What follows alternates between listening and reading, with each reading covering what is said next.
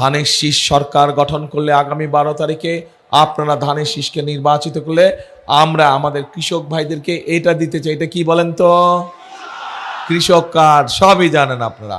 এই কৃষক কার্ডের মাধ্যমে আমরা কৃষক ভাইদের কাছে সার, কীটনাশক এগুলো সব কিছু আমরা পৌঁছিতে যাই সহজভাবে, যাতে করে তারা কৃষি ঋণ পেতে পারেন সহজভাবে, এবং একই সাথে তাদের শস্যের যদি ক্ষতি হয় বীমা সুবিধাও যাতে পায়, এই সব ব্যবস্থা আমরা করতে চাই।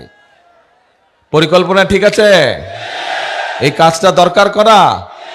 আচ্ছা ঠিক আছে, আসেন এবার এই সারা দেশ সহ, এই কিশোরগঞ্জ জেলা সহ, আপনাদের এই এলাকা সহ, সদর সহ, ভৈরব সহ বহু আমাদের তরুণ যুবক আছে, তরুণ সদস্য আছে, যুব সমাজের সদস্য আছে, যারা কোনো কাজ কর্ম নাই, যারা বেকার আছে না এরকম, এই বেকার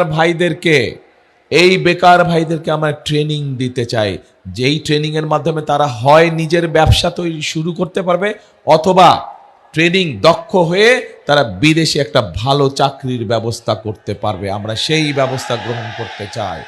প্রতি জেলায় আমরা ভোকেশনাল ইনস্টিটিউট সহ ট্রেনিং ইনস্টিটিউট আমরা তৈরি করতে চাই। ঠিক আছে পরিকল্পনা? আচ্ছা ঠিক আছে। এবার আসেন, এবার আমাদের নারীদের জন্য আমরা কাজ করব, মা বোনদের জন্য আমরা কাজ করব, কৃষক ভাইদের জন্য আমরা কাজ করব। আমরা তরুণ যুবক যারা আছে, যুব সমাজের সদস্য যারা আছে, যারা বেকার আছে, তাদের কর্মসংস্থানের ব্যাপারে আমরা পরিকল্পনা করেছি, কাজ করব। আমরা আরেকটি শ্রেণীর মানুষ, যেই মানুষগুলো আমাদের জীবনের সাথে ওতপ্রোতভাবে জড়িত, যেই মানুষগুলো আমাদের জীবন জন্ম থেকে মৃত্যু পর্যন্ত যারা আমাদের সাথে জড়িত, বিভিন্ন দুঃসময়ে যারা আমাদেরকে বিভিন্ন ভালো পরামর্শ দিয়ে থাকে, তারা কারা? তারা হচ্ছে আমাদের সমাজের, আমাদের বিভিন্ন মসজিদ মাদ্রাসার ইমাম খতিব যারা, তারা মুয়াজ্জেম সাহেব যারা, তাদের এই মানুষগুলোর জন্য আমরা একটি সম্মানের ব্যবস্থা করতে চাই। পরিকল্পনা ঠিক আছে? আচ্ছা ভাই, এখন যেই পরিকল্পনার কথা বললাম যদি ঠিক থাকে, এই কাজগুলো ইনশাল্লাহ বিএনপির আগামী সরকার সেগুলো বাস্তবায়ন করবে, এই সবগুলো কাজ। কিন্তু আপনাদের সকলের একটি দায়িত্ব আছে, এই জনগণের একটি দায়িত্ব আছে, যারা ভোটার, দায়িত্ব আছে না? সকলকে মিলেই তো দেশ গড়তে হবে, তাই তো?